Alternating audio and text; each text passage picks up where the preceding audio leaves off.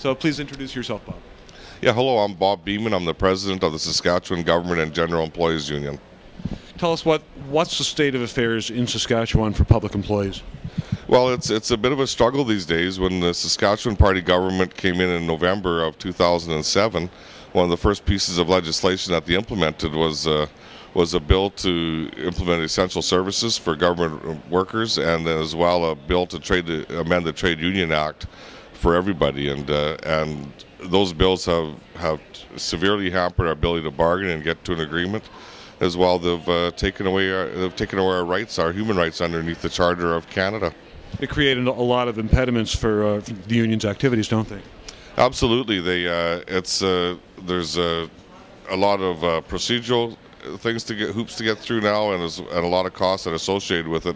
But at the end of the day, they've taken away our ability to get to an agreement. And, there has to be a balance of power to have an honest and fair relationship, and that balance of power has been stripped.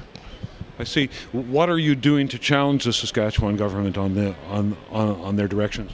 Well, we've filed a charter challenge, which is working its way through the courts, and we're quite hopeful we'll be successful, but that takes time.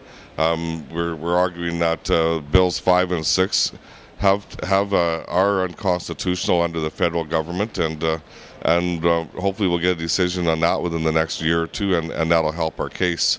The other thing that we're doing is having to spend more resources when it comes to bargaining. We spend more time on the front end bargaining the essential services agreement to meet our obligations under the law, and then the bargaining sometimes now is taking up to 2 years, over 2 years, to get an agreement because there's this imbalance of power. And then we're also dealing with the communication that the employers are putting out during bargaining now. They communicate directly with our members and directly with the public about what's going on at the table, and that's causing us to spend more money and more time on resources as well, communicating. Sounds like a very tough fight. How do you deal with that as a union? Well, we're going out to our members and trying to explain to people what's going on, and and we're hoping that the union movement is resilient and strong, and we'll work our way through this period of time in history and get to a point where our rights aren't restricted under the laws of Saskatchewan. How do you engage the public around these issues? We have a number of campaigns, either through the media, and as well we're trying some different ideas. Some of it's through our national union and through our Federation of Labour to actually get into the membership and organize and have people out talking about what the issues are. Can you tell me a little bit about some of these campaigns? What are the messages you're taking out to Saskatchewanians? We have, through the Saskatchewan Federation of Labour, we have the Labour Issues campaign, which speaks about about the bills 5 and 6, and as well there's some other bills that take away our ability to picket and associate as well. And we just have what we call champions that go out into the membership, into small groups, and talk about the information. We have made pamphlets that talk about bills 5 and 6 in the charter challenge. We've got pamphlets that talk about or booklets that talk about the effects on the public services, on education, on health, and all this stuff is available online through the Saskatchewan Federation of Labour.